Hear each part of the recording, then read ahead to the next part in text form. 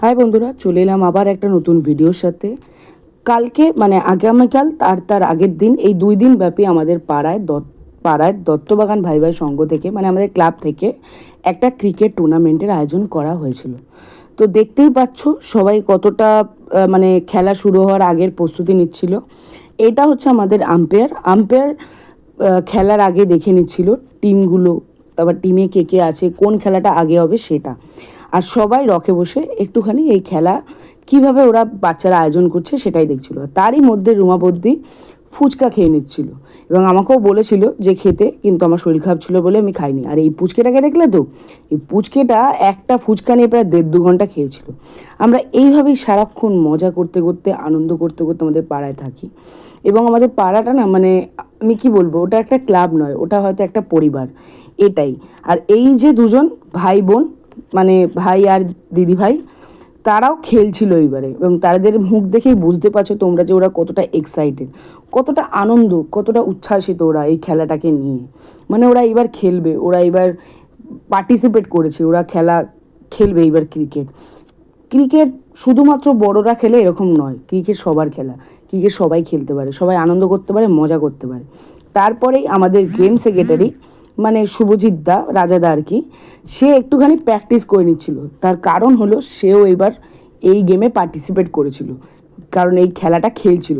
Game সেক্রেটারিকে শুধু মাঠের বাইরে দেখলেই হয় না, মাঠে নেমে খেলতেও হয়, আর সেইটাই এইবার প্রমাণ দিয়েছিল। তারই মাঝখানে আমরাও একটু মজা করে নিয়েছিলাম। পুচু বললো আমিও ব্যাট করব, ব্যাট করতে গিয়ে একটা বল হারিয়ে ফেলেছে, জোকস অ্যাপার্ট।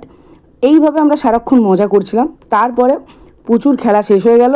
তারপরে আমাদের দীপেনদা মানে আমাদের আম্পায়ার যিনি ছিলেন, তিনি দুটো টিমকে মাঠে ডেকে নিলেন এবং দুটো টিমের মধ্যে টস করে নিলেন।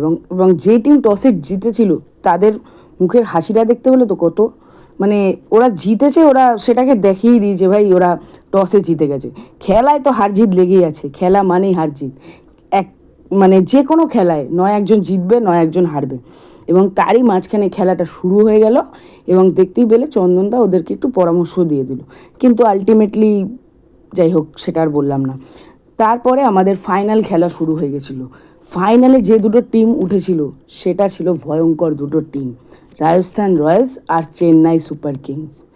দুটোই মারাত্মক লেভেলের টিম ছিল। তাদের খেলা না দেখে যদি কেউ উঠে যায় তাহলে তারা অনেক কিছু মিস করে দেবে।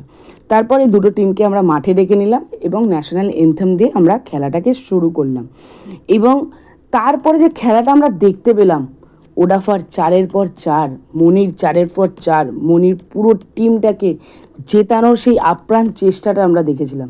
ওডাফার সেই 4টা দেখেছিলাম এবং তারপরে ডোডো জিতে ওর বাবাকে যা প্যাক দিয়েছিল সেটাও আমরা হালকা ঝলক দেখে নিয়েছিলাম। কিন্তু সব মিলিয়ে পুরো দুটো দিন আমরা মজা করে কাটিয়ে দিয়েছিলাম।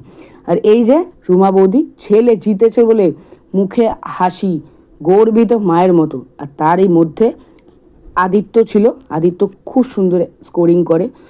ওর স্কোরিং যে করছিল না, আমি কিছু মাথা মুন্ডু বুঝছিলামই না। সত্যি আমি স্কোরিংয়ে কিচ্ছু বুঝি না, আমাকে বোধা বলেছে তুই শুধু বসে থাকবি। আমি সত্যিই গিয়ে শুধু বসে দেখেছিলাম এবং খেলার মজা নিয়েছিলাম। তারপরে আমরা একদম চলে গিয়েছিলাম খেলার শেষ পর্যায়ে, প্রাইজ ডিস্ট্রিবিউশনে। দেখতেই পাচ্ছ ফার্স্ট, সেকেন্ড, থার্ড এবং ফোর্থ রানার আপ। থার্ড এবং এই ফোর্থ রানার আপটা না খুব অদ্ভুতভাবে হয়েছিল, টস করে, মজা করে টস করে, তারপর হিট অফ দ্য উইকেট করে, সমস্ত কিছু করে হিট অফ দ্য উইকেটেও আমরা থার্ড আর ফোর্থ পাচ্ছিলাম না। তারপর বললাম টস করে হবে।